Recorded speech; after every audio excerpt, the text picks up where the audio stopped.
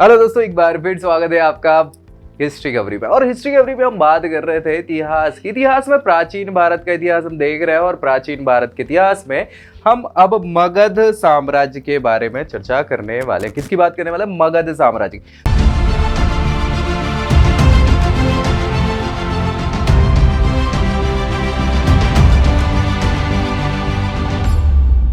तो हमें दो तीन चीजें क्लियर हो चुकी हैं, मैं फिर भी एक बार ओवरव्यू यहां से दे देता हूं कि भाई इससे पहले 600 बीसी के आसपास भारत के इस क्षेत्र में क्या हो गए थे, 16 महाजनपदों का उदय हो चुका था, है ना। 16 महाजनपद वाला ये जो क्षेत्र है, ये पूरा इतना, ये क्षेत्र 16 महाजनपद यहाँ पे बिलोंग कर रहे थे। 16 महाजनपद, ठीक है। कब की बात चल रही है? ये 600 ईसा पूर्व की, ठीक है। 600 ईसा पूर्व में हमने चर्चा करी थी कि एक बहुत ही बड़ा साम्राज्य हुआ करता था, अवंती, है ना। साम्राज्य क्या, उस समय महाजनपद ये हुआ कर रहा था। इसके अलावा एक दक्षिण भारत, लेकिन सबसे शक्तिशाली जो हुआ करता था वो क्या था? मगध हुआ करता था।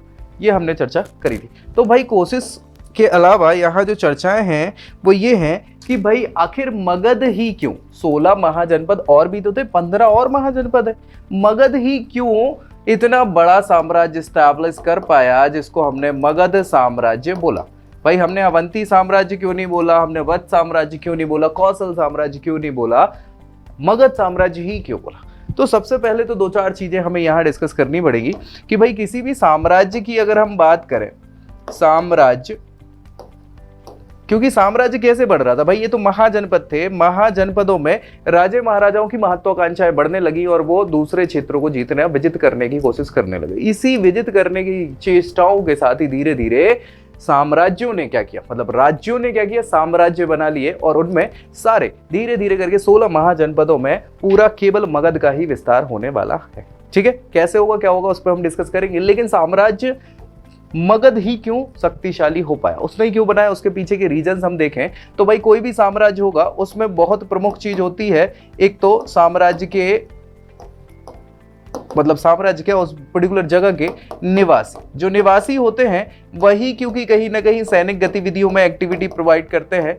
सो सैनिक गतिविधियों के लिए सैनिक जो रहेंगे वो एक बहुत इंपॉर्टेंट है। अब क्या ये सैनिक जो हैं बाकी के 15 और महाजनपदों में नहीं होंगे? बिल्कुल होंगे, हर जगह होंगे, यहाँ भी होंगे, सब जगह होंगे। तो क्या इसमें कोई विशिष्टता रही होगी? ये नहीं हो सकती। और क्या जरूरी है हमें किसी साम्राज्य को बढ़ाने के लिए या शक्तिशाली बनने के लिए? तो भैया हो सकता है कि हथियार बहुत ही इंपॉर्टेंट चीज होती है ना। हथियार इंपॉर्टेंट होते हैं। हथियार सबके पास होंगे, सबके पास ही होंगे हथियार, बिल्कुल होंगे। लेकिन यहां पे किसकी बात चलेगी? आधुनिक हथियारों की। किसकी बात चल रही है? आधुनिक हथियार जो हैं, अस्त्र शस्त्र हैं, आधुनिक शस्त्रार्थ जो हैं, वो शास्त्रार्थ, मतलब वो शास्त्र वाले शास्त्र नहीं, शस्त्र अस्त्र वाले शास्त्रार्थ, उसको बोल दिया हमने, ठीक है। सो हथियार आधुनिक होने चाहिए। कैसे आधुनिक होने चाहिए? कि भाई पहले हमने चर्चा करी थी कि तांबा खोजा गया था तो तांबे के हथियार हमें मिले थे, तांबे के बाद फिर कांसे के मिलने लग गए थे। लेकिन उत्तर वैदिक काल में क्या हुआ था? अयस, श्याम अयस मतलब लोहे का जो है उपयोग होने लग गया था। तो हथियार अभी किसके बन रहे हैं? लोहे के ही बन रहे हैं। अब लोहे के हथियार के लिए हमें लोहा चाहिए, तो एक बहुत जरूरी चीज यहाँ पे ये होगी हथियार। सेना के अलावा यहाँ पे सेना में जो टुकड़ियां हैं उस पर भी महत्व होता है। एक तो पैदल टुकड़ी होती है, वो सबके पास बराबर। एक तीरंदाज होती है, तीरंदाज है ना। तीरंदाज जो आपकी टुकड़ी होगी सेना की, उसमें तीर कमान की जरूरत होगी, तीर में भी आपको आधुनिक हथियार लगेंगे। इसके अलावा एक होती थी हस्ती दल। क्या होता था? हस्ती दल मतलब यहाँ पे हाथियों की सेना हुआ करती थी। हाथियों की सेना मतलब केवल हाथी नहीं होते थे, हाथी के ऊपर लोग बाग होते थे, लेकिन फिर भी प्रमुख रूप से क्या था? हस्ती दल हुआ करता था। और ये बहुत प्रमुखता वाली चीज है, मगध में इसकी बरमार हुआ करती थी। दूसरी चीज आपका होता है कि आपके पास कितने ज्यादा रिसोर्सेज है। रिसोर्सेज मतलब संसाधनों की अगर हम बात करें, सो बहुत इंपॉर्टेंट हो जाता है यहाँ संसाधन अपने आप में, है ना। ये हम सारी बात कर रहे हैं यहाँ पे संसाधन। तो संसाधन बहुत इंपॉर्टेंट है। क्या है उसके पीछे का रीजन? संसाधन में हमें क्या चाहिए भाई? लकड़ी चाहिए। लकड़ी क्यों चाहिए? लकड़ी चाहिए हमें अपने भाले बनाने के लिए, तीर कमान के लिए, तीर बनाने के लिए, है ना। वो बाद में हम लोहे का वो लगाएंगे, वो आगे वो ठीक है, लेकिन और क्या चाहिए, रथ बनाने के लिए, महल बनाने के लिए लकड़ियाँ हो गई। जड़ी बूटियाँ, क्योंकि युद्ध में जड़ी बूटी इत्यादि जो है ये क्या होती थी, ज़रूरत इनकी हो जाती थी, तो जड़ी बूटी वगैरह हो गई। इसके अलावा और क्या हो गया, और क्या हो गया, सुरक्षा की दृष्टि भी हमें चाहिए, ठीक है। तो सुरक्षित, हमारा स्थान भी सुरक्षित होना चाहिए, यानी राजधानी आपकी सुरक्षित होनी चाहिए। राजधानी जीत ली तो सब खत्म, राजधानी सुरक्षित होनी चाहिए। चलो, ये कुछ प्रमुख चीजें हमने देख ली यहाँ किसी साम्राज्य के लिए, उसके शक्तिशाली होने के लिए। तो अब भैया इसमें से क्या क्या है मगध के पास, क्यों ये सारे संसाधन बहुत प्रचुरता से थे। तो चलिए एक एक की चर्चा अगर हम करें तो सैनिक गतिविधि सबके पास ही होगी, सैनिक गतिविधियों के लिए सैनिक सारी प्रजा ही है। अच्छा, जितनी बड़ी प्रजा होगी उसमें सैनिक की शक्ति, जैसे उस समय अवंती सबसे बड़ा साम्राज्य हुआ करता था, इनकी जनसंख्या भी अच्छी थी, लेकिन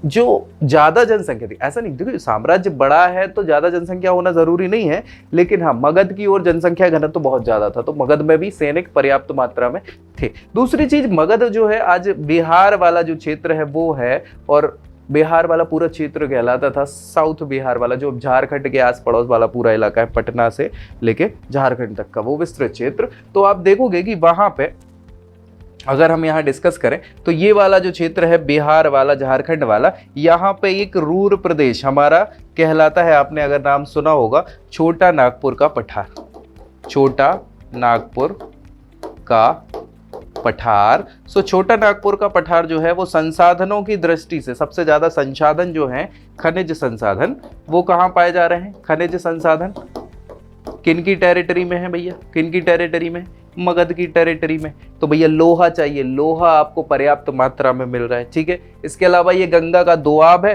सो जंगल भी पर्याप्त मात्रा में है यहाँ पे।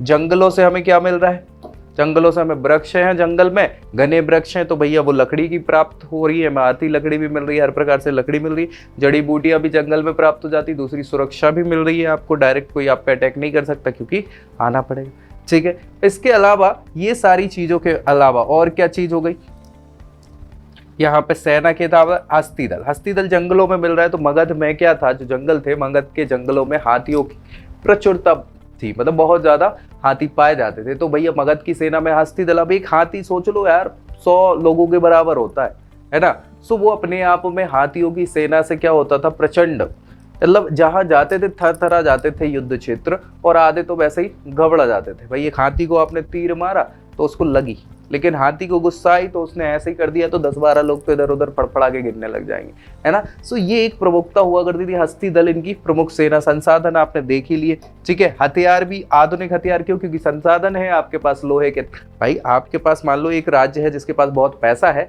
और दूसरा राज्य जिसके पास संसाधन है, तो क्या करेगा, एक ने बोला राजा ने कि हम आपको 5000 स्वर्ण मुद्राएं देंगे, आप हमको लोहा दे दीजिए दूसरे राज्य से। क्या वो देगा राजा, बिल्कुल दे सकता है, क्योंकि 5000 स्वर्ण मुद्राएं मिल रही, रख लो, क्या दिक्कत है ना।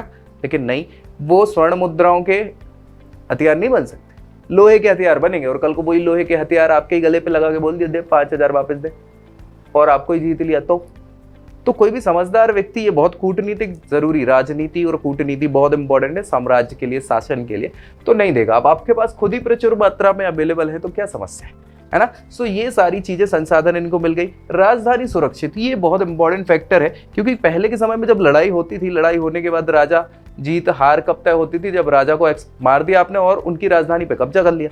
राजधानी पे कब्जा कर लिया यानी आपका शासन समाप्त, तो राजधानी सुरक्षित होनी चाहिए, है ना। अब लोग आप कहोगे कि यार मगध की राजधानी को भी तो लोगों ने अटैक किया होगा, बिल्कुल किया होगा, लेकिन जीत नहीं पाए। क्यों नहीं जीत पाए, उसके कारण क्या है देखो, मगध की जो इनिशियल राजधानी हुआ करती थी, मगध की जो प्रारंभिक राजधानी थी, प्रारंभिक राजधानी, सो प्रारंभिक राजधानी जो हुआ करती थी वो हुआ करती थी गिरिवज्र। क्या हुआ करती थी, गिरिवज्र, है ना। सो गिरिवज्र, या इसको ही हम राजगीर कहते हैं, राजगीर या राजग्रही, ठीक है, राजग्रही, यही नाम मिलते हैं। ये इनकी शुरुआती राजधानी हुआ करती थी। और राजगीर आप देखेंगे तो बिहार में पड़ता है, गया के पास में पड़ता है, एक नगर है, और वो पहाड़ियों से घिरा नगर है, 5 पहाड़ियों से घिरा नगर, है ना। अब 5 पहाड़ियों से घिरा नगर है, मतलब ये चलिए ये 5 पहाड़ियां हो गई आपकी, यहाँ आपका नगर है। तो पहाड़ियां जो हैं, पहाड़ियों पे ही तो अब ऊंचा है ना, तो पहाड़ियों पे आपकी सेना लगी होगी ना। अब भाई साहब उस समय ऐसा कुछ तो ऐसा होता नहीं था कि भैया आज के जैसे कोई रो का एजेंट है वो भाई एरोप्लेन से कूदा बढ़िया, वो लगा के पीछे वो क्या वो फुब्बारा सा लगाया जाता है ना, वो लगाया कूदा और नीचे पहुंच के सीधे राजा के पास जाके बोले हैंड्स अप, राजा कह लो। ऐसा नहीं होता ना आजकल। पहले क्या होता था, क्या होता था भाई, सेना आपकी बहुत भारी भरकम सेना, पैदल सेना और तीरंदाज और सारे आते थे, तो सेना बड़ी दूर से एक तो दिख जाएगी आपको, क्योंकि आप पहाड़ी पे हो, है ना, और सेना दूर से आ रही है, तो दूर से आ रही है मतलब आपको ऐसा है कि अचानक कोई अटैक नहीं कर सकता, आपको इतना समय मिल जाता है कि आप तैयारी कर लोगे एटलीस्ट, तो तैयारी करने का समय मिल जाता था। दूसरी चीज, अब वो आएगा तो पहाड़ी से पहले उसको पहाड़ी क्रॉस करके अंदर आना पड़ेगा, तो ऊपर चढ़ना पड़ेगा। अब आपकी सेना ऊपर ही लगी है, अब नीचे वाला व्यक्ति तीर भी मार रहा है नीचे से, तो वो कैसे जाएगा? ज्यादा ऐसा भाई सोचो ना, नीचे से ऊपर के लिए आप पत्थर कितनी दूर फेंक दोगे या तीर कितनी दूर मार दोगे, लेकिन ऊपर वाला जो ऊपर है उसको पट्टे से देना है, हेडशॉट, ठीक है, या फिर बड़े बड़े पत्थर फेंक दिए तो सेना की सेना, समझ रहे हो? तो ये डायरेक्ट आप कभी किसको नहीं जीत पाए, राजगीर को कोई जीत नहीं पाया। अब राजगीर को नहीं जीत पाए तो आपकी राजधानी बहुत सुरक्षित है। फिर इनने कुछ समय बाद मगध वालों ने राजधानी शिफ्ट कर ली पाटलिपुत्र। पाटलिपुत्र मतलब आज का पटना, ठीक है, पटना भी बिहार में ही पड़ता है, गंगा नदी के किनारे पे पड़ता है।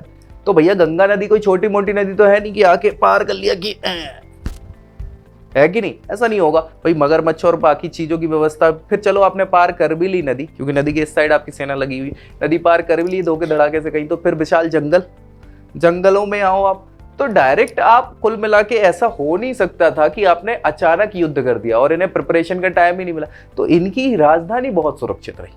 तो भाई इन्हें राजधानी कोई नहीं जीत पाया, और ये जहां जाते थे भैया भूकंप ला देते थे, क्योंकि हाथियों की सेना के साथ जा रहे हैं, सब कुछ कर रहे हैं। तो ये एक बड़ा इंपॉर्टेंट फैक्ट रहा हुआ है। इसीलिए क्या हुआ कि मगध इतना ज्यादा शक्तिशाली हो गया, बाकी के 15 महाजनपदों को धीरे धीरे करके वो जीत लेगा। सो मगध साम्राज्य हम पढ़ते, बाकी और कोई साम्राज्य नहीं पढ़ते, समझ पा रहे? चलिए तो स्टार्ट कर लेते मगध साम्राज्य के बारे में। अब मगध साम्राज्य की जो स्टैब्लिशमेंट है, मगध साम्राज्य, देखो मगध साम्राज्य के बारे में हमें महाभारत में भी बहुत सारी जानकारी मिलती है। जो शुरुआती प्रारंभिक मगध साम्राज्य था या मगध का वंश था, वो हुआ करता था, आपने नाम सुना होगा बृहदत्त का। किसका? बृहदत्त, बृहद्रथ, ठीक है। सो बृहद्रथ जो है, बृहदत्त वंश चलता था, बृहदत्त ने ये वंश बनाया था। उसके बेटे का नाम आपने जरूर सुना होगा, जरासंध, जरासंध, ठीक है। सो जरासंध जो हुआ करता था, वो जरासंध बृहदत्त का बेटा था, जिसको कृष्ण जी ने क्या किया था, भीम, भीम का नाम सुना होगा ना आपने, वो भीम के हाथों मरवा दिया था। तो वो जरासंध वध जो आपने पढ़ा भी होगा, वही उस समय का प्राचीन बृहदत्त वंश हुआ करता था, है ना, वो समाप्त हो गया। लेकिन आधुनिक तौर पे जो हमें जानकारी मगध वंश की मिलती है या मगध साम्राज्य की मिलती है, सो मगध साम्राज्य 544 ईसा पूर्व से स्टैब्लिश होके लगभग 30 ईसा पूर्व तक चला है, समझ रहे हो? 544 से 30 मतलब 510-15 साल तक केवल मगध साम्राज्य पूरा चलता रहा। अब इसमें बहुत सारे अलग अलग राजवंश आए हैं, बहुत सारे अलग अलग राजवंश आए हैं। सबसे पहला राजवंश जो है उसको हम बोलते हैं हर्यक राजवंश। क्या बोलते हैं? हर्यक राजवंश। हर्यक राजवंश के बाद दूसरा राजवंश जो आया है उसको बोलते हैं शिशुनाग, या केवल नाग भी कई बार बोला जाता है, राजवंश। शिशुनाग राजवंश के बाद नंद वंश आया है। यहाँ पे क्या आया है? नंद राजवंश, नंद राजवंश। नंद के बाद आए हैं सबसे प्रमुख, जिनको कहा जाता है मौर्य, चंद्रगुप्त मौर्य, अशोक वगैरह। ये मौर्य राजवंश के उत्तराधिकारी रहे हैं या राजक शासक रहे हैं। मौर्य के खत्म होने के बाद यहाँ पे शुंग वंश आ जाता है, शुंग राजवंश। और फाइनली अंतिम राजवंश जो मगध का होता है उसको कहा जाता है कण्व राजवंश। क्या कहा जाता है? कण्व राजवंश। तो कण्व राजवंश के आखिरी शासक को किसी ने खत्म किया था, वो सातवाहन वंश हुआ करता था। लेकिन सातवाहन वंश जो है वो साउथ का था, दक्षिण भारत का वंश था, इसलिए उन्होंने ज्यादा यहाँ शासन कर नहीं पाया। अभी ये जो 6 राजवंश हैं इनको ही हम प्रमुखता से मगध साम्राज्य के अंतर्गत लेते हैं। शासनकाल की बात करें तो 544 ईसा पूर्व से 544 ईसा पूर्व से लगभग बात करें 412 ईसा पूर्व, 412 ईसा पूर्व तक किसका शासन रहा है? ये हर्यक राजवंश का। 412 ईसा पूर्व में इनके आखिरी शासक को मार के शिशुनाग शासक बन जाते हैं और शिशुनाग वंश स्टैब्लिश करते हैं। ये लगभग 356 ईसा पूर्व तक चलता है, कई जगहों पर 344 ईसा पूर्व भी बताया गया है ना, लेकिन 356 ईसा पूर्व माना जाता है। फिर 356 ईसा पूर्व में नाग वंश के अंतिम शासक को मार के नंद वंश के शासक कब्जा कर लेते हैं 356 ईसा पूर्व में, और ये चलेंगे 323 ईसा पूर्व तक। सबसे छोटा राजवंश रहा है नंद वंश, और इसी में इसके बाद आपको चाणक्य का नाम मिलेगा। चाणक्य आएंगे, चंद्रगुप्त मौर्य आएंगे, और चंद्रगुप्त मौर्य वंश की शुरुआत करेंगे 323 ईसा पूर्व में, और ये चलेगा 185 ईसा पूर्व तक। 185 ईसा पूर्व में यहाँ पे सुंग डायनेस्टी के पुष्यमित्र सुंग अंतिम मौर्य शासक को खत्म करके गद्दी धारण करते हैं, और ये 75 ईसा पूर्व तक शासन करते हैं। कौन? सुंग राजवंश। सुंग के बाद कण्व और आखिरी होता है, ये ज्यादा चल नहीं पाता है। 75 ईसा पूर्व से लगभग 45 सालों तक ये शासन करते हैं, और 30 ईसा पूर्व में ही पूरा का पूरा कण्व वंश खत्म हो जाता है। सातवाहन प्रमुख सिमुक जो होते हैं वो मार देते हैं किसको? आखिरी कण्व वंश के शासक को, और उत्तर भारत से मगध साम्राज्य समाप्त हो जाता है। समझ में आई? ये चीजें आपको देख पा रहे हो, एक एक राजवंश की हम डिस्कस यहाँ करने वाले हैं, सारी चीजें। डोंट वरी, जो प्रमुख है, हर कुछ तो नहीं, लेकिन यहाँ कुछ चीजें हम यहाँ और आपको बता देते हैं। एक थ्योरी है जिसको बोलते हैं वंश वृक्ष सिद्धांत।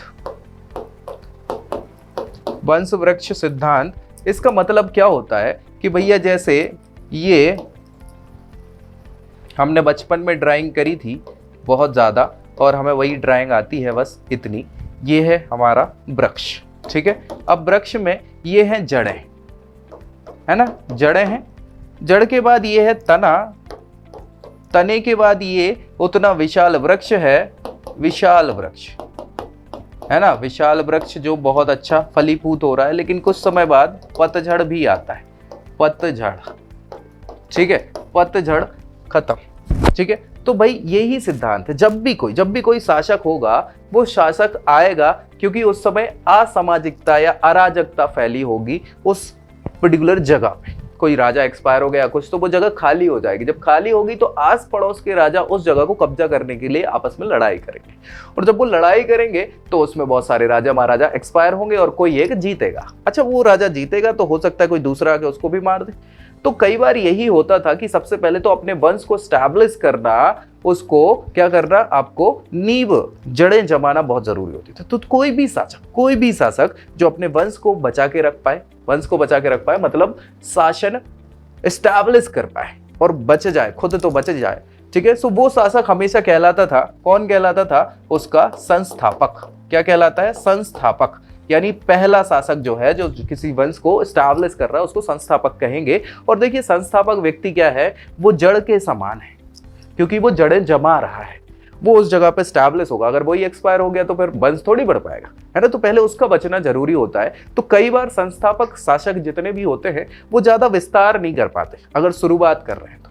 क्यों नहीं कर पाते? क्योंकि उनका बचना जरूरी है, उनको स्टैब्लिश, उनको शक्ति प्रवाद, यहाँ मजबूती से नींव जितनी मजबूत होगी उतना ही तो बिल्डिंग अच्छी बनेगी ना। किसी भी प्रकार की जड़ जितनी विशाल होंगी या फिर मजबूत होंगी उतना ही बड़ा वृक्ष होगा। सेम कॉन्सेप्ट है कि अगर आपका संस्थापक, अगर वो कुशल है, शासक शासन प्रिय है, हर कुछ बढ़िया है, तभी वो एक अच्छे साम्राज्य की नींव डाल पाएगा, वो संस्थापक कहलाएगा। संस्थापक के बाद ये है तना जैसे पूरे वृक्ष को क्या करता है? मजबूती प्रदान करता है, उसको खड़ा रखता है, लंबे समय तक टिका के रख पाता है। सो यही कॉन्सेप्ट होता है यहाँ पे उत्तराधिकारियों का। किसका? उत्तराधिकारी। तो अगले जो उत्तराधिकारी होते हैं संस्थापक के बाद, वो योग्य अगर हैं तो योग्य उत्तराधिकारी क्या करेंगे, किसके समान होंगे, उत्तराधिकारी। ठीक है, सो यहां पे अगर वो योग्य है उत्तराधिकारी, तो ऐसी कंडीशन में वो मजबूत तना है जो आपको और मजबूती प्रदान कर रहे हैं। लेकिन समय के साथ साथ जैसे ही योग्य उत्तराधिकारी होंगे, आपका साम्राज्य विस्तारित होगा ये विशाल वृक्ष की तरह।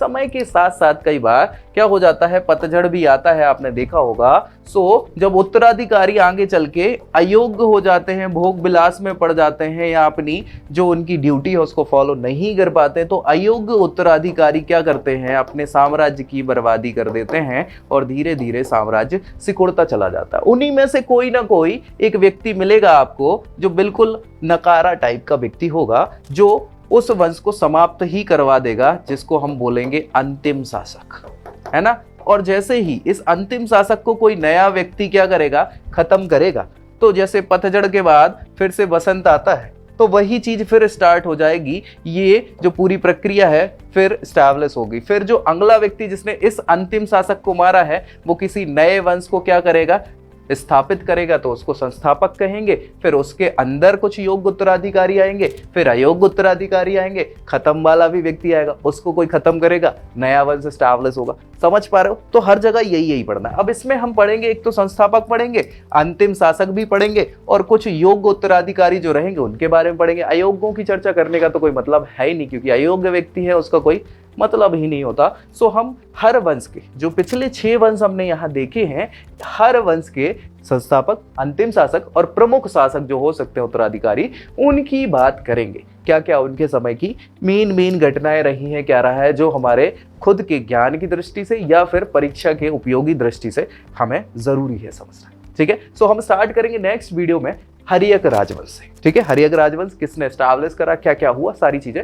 शुरुआत में हम आपको बता दें कि मगध धीरे धीरे फैलता चला जा रहा था। मगध से स्टार्ट होके हर्यक से लेके नंद वंश तक ये इनका उत्कर्ष चल रहा है। उत्कर्ष का मतलब होता है ये धीरे धीरे अपने साम्राज्य को विस्तारित करते चले जा रहे हैं। सबसे पीक पॉइंट पे या फिर चरमोत्कर्ष जिसको कहते हैं, चरमोत्कर्ष यानी सबसे पीक समय जो था मगध का, वो क्या था, मौर्य राजवंश का हुआ है। लेकिन मौर्य राजवंश के खत्म होते ही यहाँ पे पतन होना चालू हो जाता है, किसका, मगध साम्राज्य का। ठीक है, सो हम देखेंगे कैसे क्या सारी चीजें हुई हैं। तो नेक्स्ट वीडियो में मिलेंगे, तब तक के लिए जय Hind. I hope you like this video. For more such videos, keep watching our channel and do not forget to like, share and subscribe.